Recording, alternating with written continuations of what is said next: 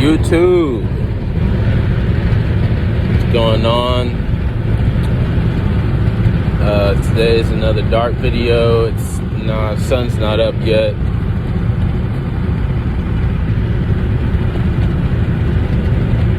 And I just wanted to come on here, man, and just kind of say something that needs to be said. I mean, today's February 3rd, 2021, and we are in the beginning of Black History Month. And this time period, to me, every year, I love seeing how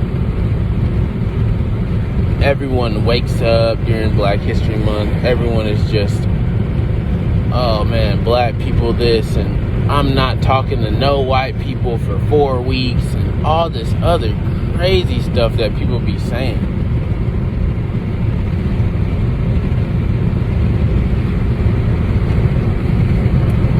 It seems like at February 1st, people just become Black history scholars, you know. They just, this, that, and the third, and blah, blah, blah. And then you have the Caucasian people getting bashed for just being born white. They can't help that. White people, if you're watching this, be proud of being white. Black people, if you're watching this, be proud of being black. Asians, be proud of being Asian. Be proud to be yourself.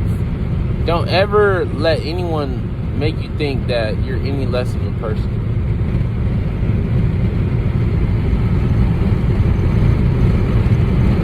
There's a couple things I want to talk about with this video.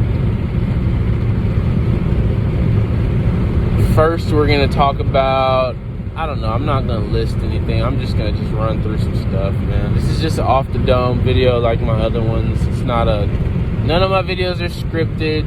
Only video that's ever been scripted on my channel is the top 5 video I did for top 5 YouTubers. I'm going to do another top 5 video. I might just do it, I like to just, on those type of videos, it's just fun, man. I'm not really trying to make points or anything. It's just fun.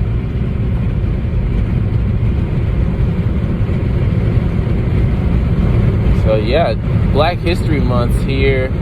Just like every year, like I said, everyone's just, oh gosh, this, that, the third. And I'm just so tired of hearing it. It's just like, I don't want to hear that. You know what I mean? Like, most of it is just so nonsense. Especially the white bashing during Black History Month. We need to stop that. Martin Luther King was assassinated by the FBI for us to bash white people during Black History Month. When he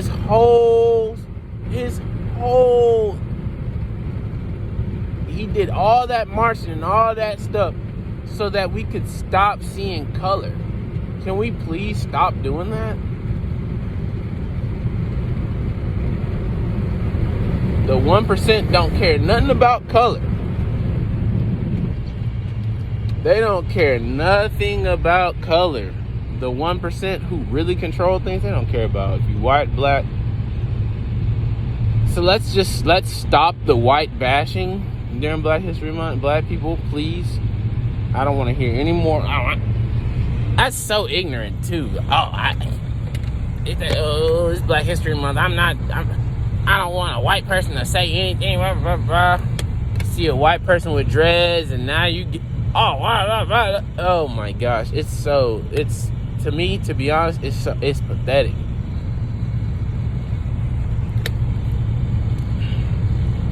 Very, very, very, very, very, very, very, very, very pathetic.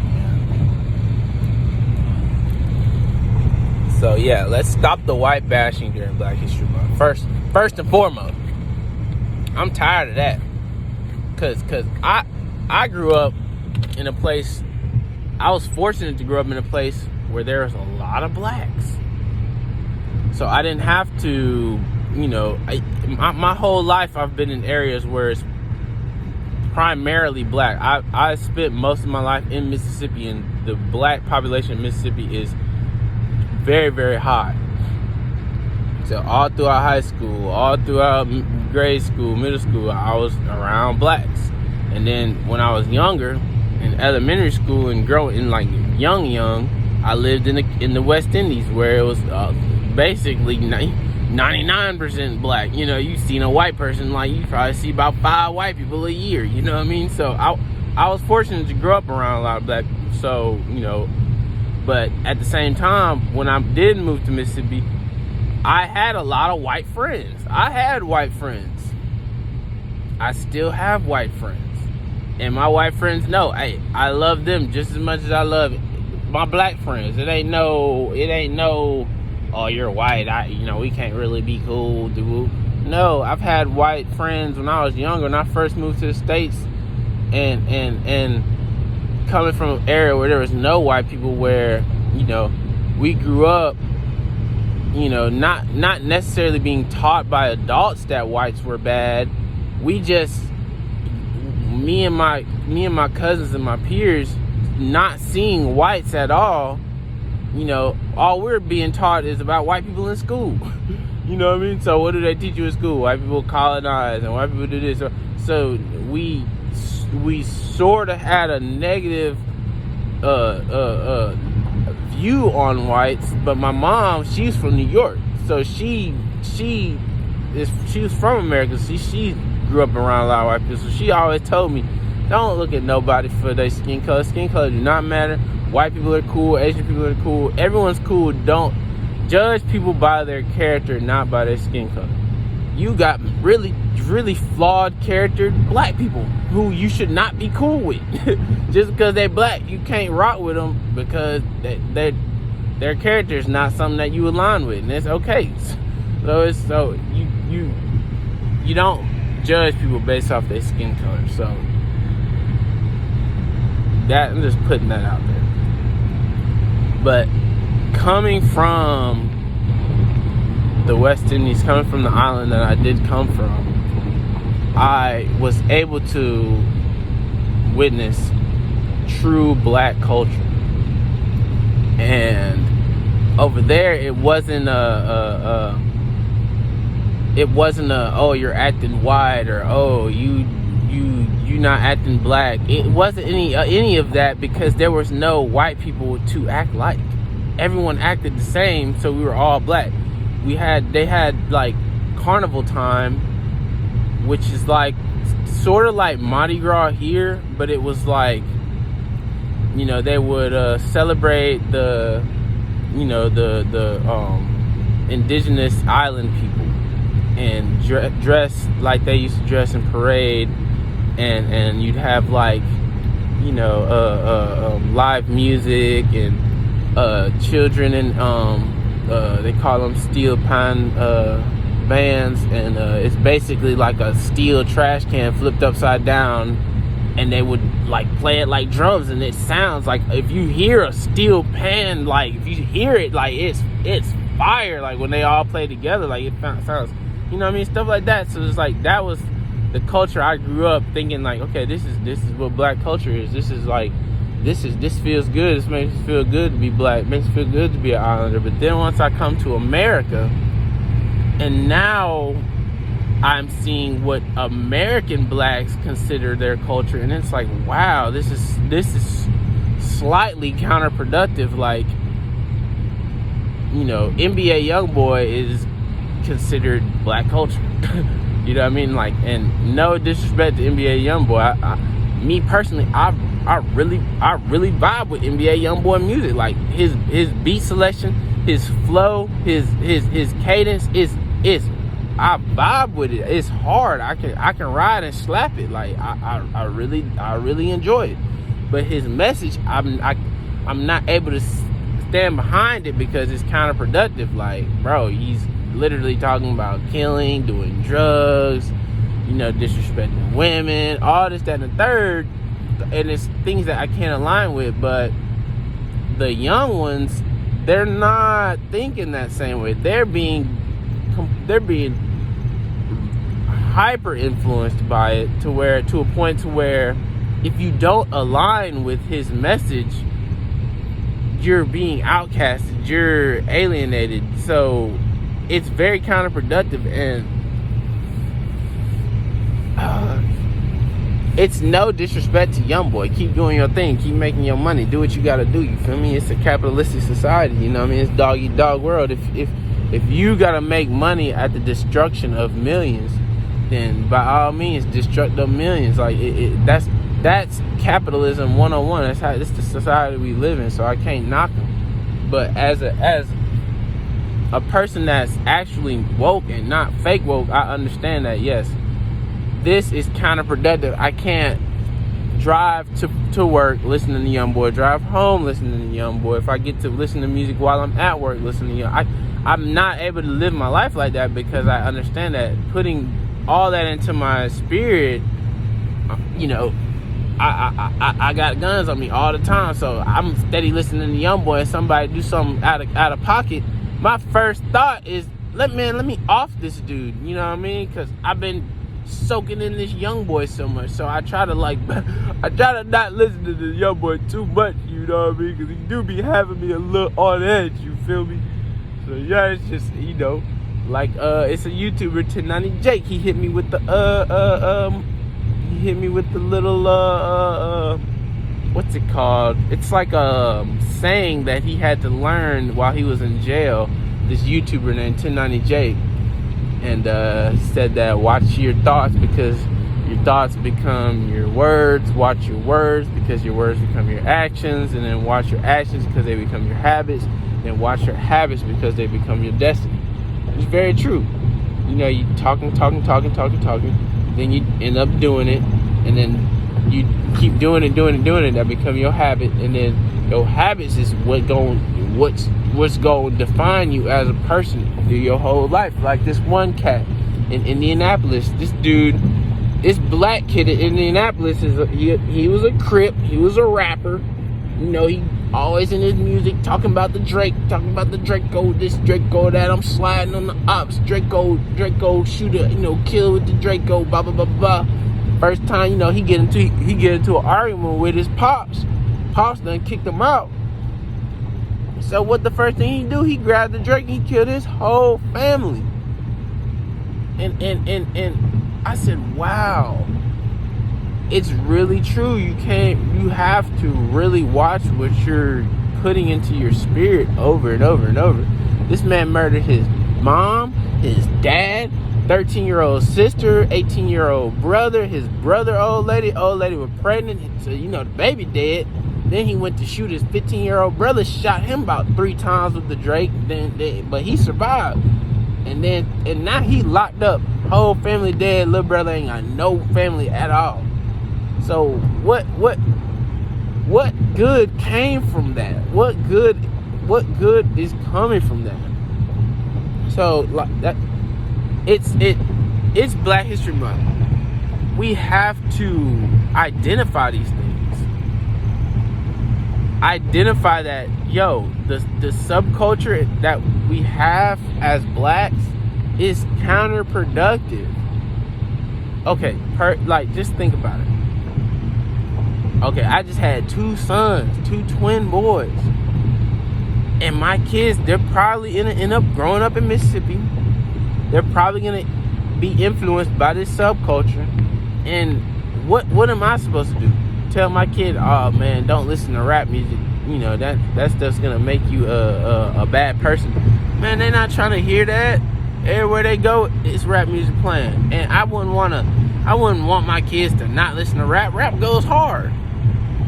But it goes hard to me because I'm looking past the lyrics. I'm not dull-minded enough to let a rapper influence me. Like, I listen to Playboi Carti a lot because Playboi Carti don't be talking about nothing. Most of his songs, he say the same thing over and over again, but his beats is so fire, and how he comes on the beat with his voice and how he uses his voice to be, all that's fire to me, and I really rock with it, so I'm gonna slap that. You know what I mean? So I'm able to, you know, not be influenced by it. But at the same time, I can't soak it in, because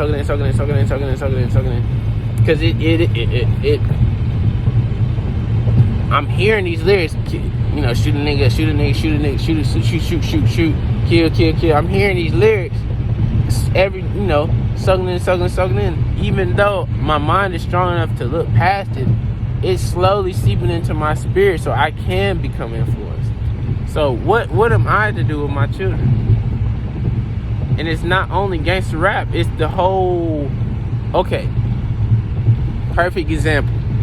I grew up, like I said, when I was younger, I grew up in the Caribbean. And if anyone knows anyone from the Caribbean, you know that the way they talk down there, you as an American, if you don't grow up around people like that, you not finna understand somebody from Jamaica talking to you. You just not. You're just like, man, what is he saying? I can't understand that. So when I came to the States, you know, everyone's asking, what'd you say? Repeat what you said. I can't understand you. Repeat. So after hearing that over and over, I said, you know what? I'm going to talk properly so that way no one's gonna have any issue understanding what I'm talking about.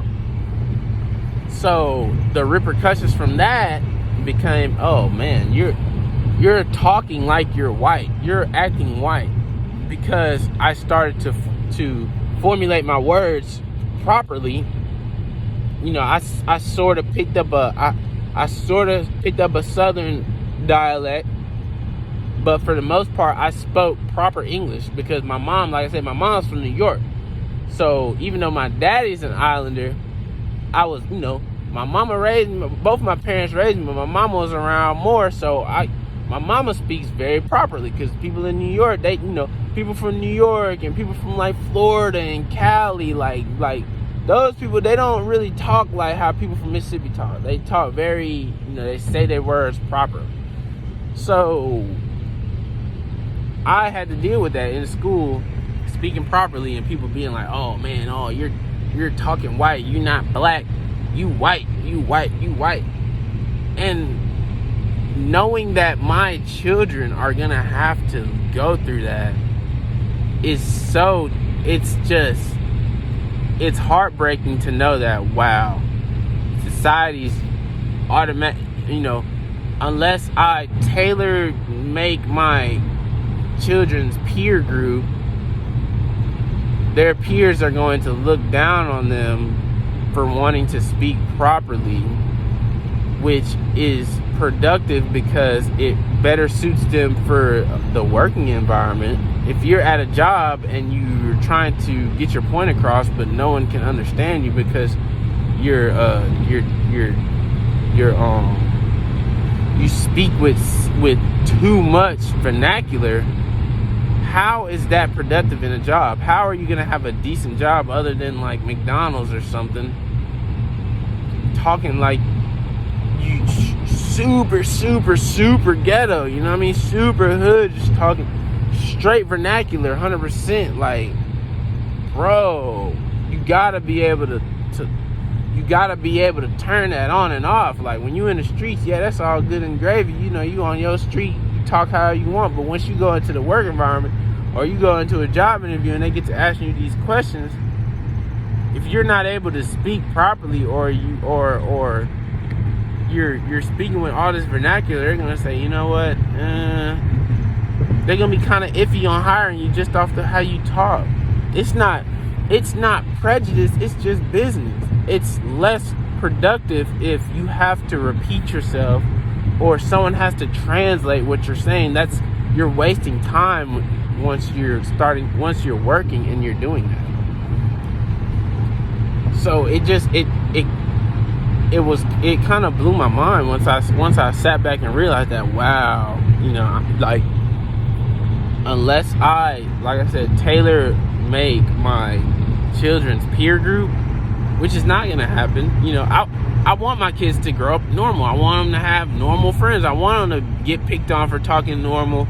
I want them to, you know, go through. I want them to get bullied. I want them, you know, to you know, I don't want my kids to be soft. You know what I mean? So of course, I want my kids to, you know, Hey, yo, yeah, go outside, go hang out. You know what I mean? Even though you might, yeah, people are shooting constantly. People are, doing drugs and getting high, and little kids is acting crazy. You know what I mean? Little kids got guns.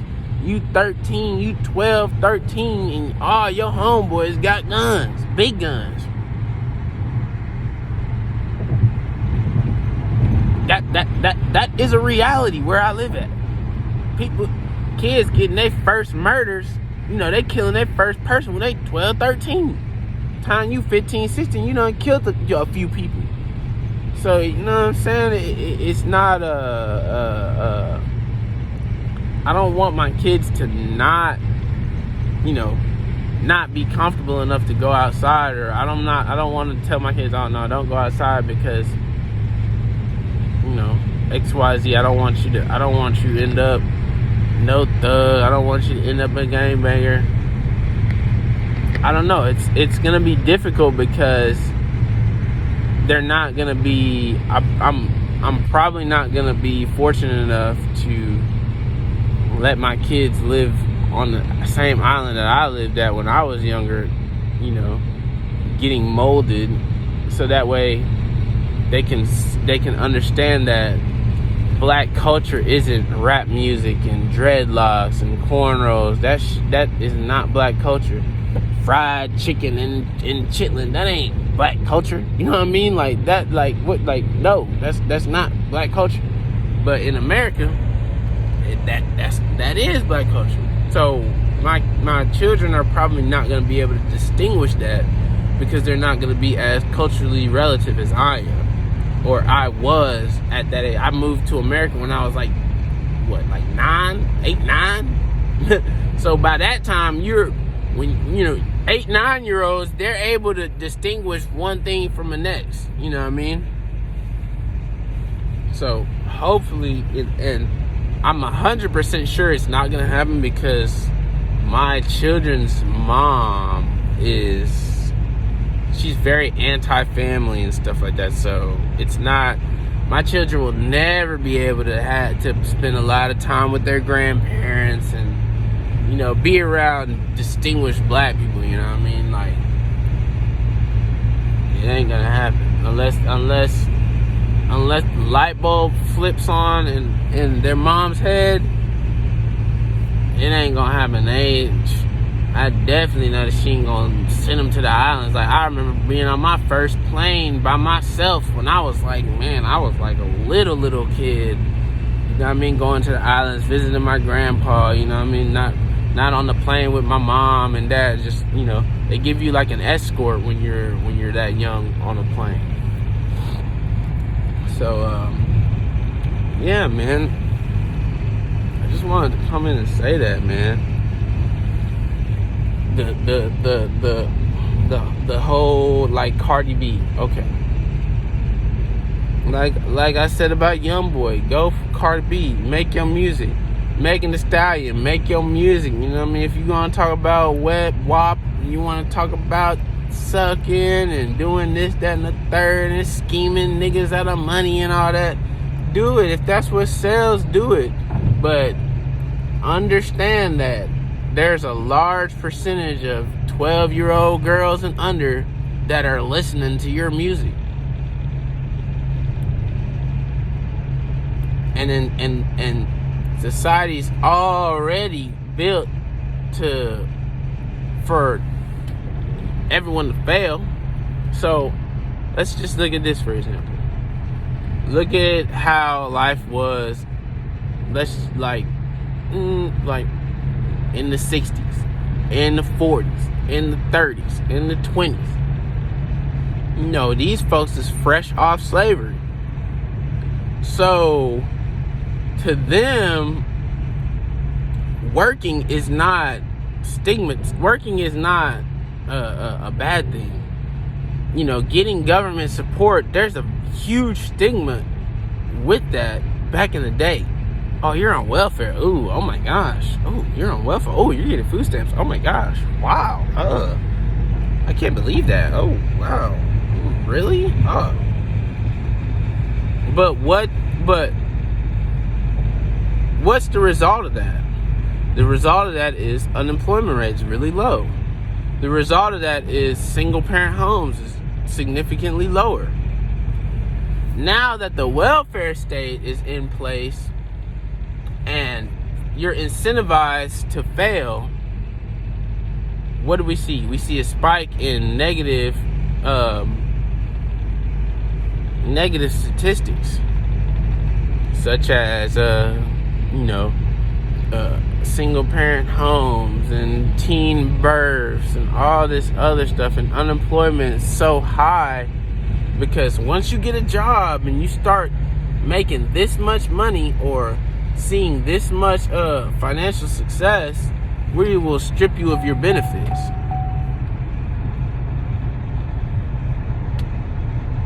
So like I said, the 1%, they don't care if you white or black. They'll put you on welfare same way. So it's already custom tailor built for you to fail already off the jump. Then you add on all this other negativity to where the black kids who do want to be like, hey, I don't really like listening to rap music, or because it's they're talking about violence and I'm not really rocking with that. Oh man, you white. Oh, you lame. Oh, you Uncle Tom. I just don't really want to hear people talk about rapping. I don't want to hear women talking about WAP. Like once you've had a sex with enough women, you start to not be as interested in having it thrown at you like that. It's like, look, I ain't trying to hear all that right now. I just want to listen to some music. I don't want to hear about no WAP, none of that. I don't know, YouTube, man. I'm at work. God done blessed me with another day. I'm thankful.